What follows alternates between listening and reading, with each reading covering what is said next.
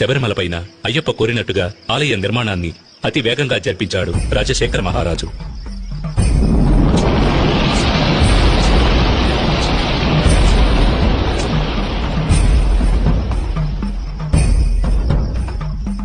ఆ ఆలయంలో జీవిత తత్వాలను వివరించే విధంగా 18 మెట్లను కూడా ఏర్పరిచాడు.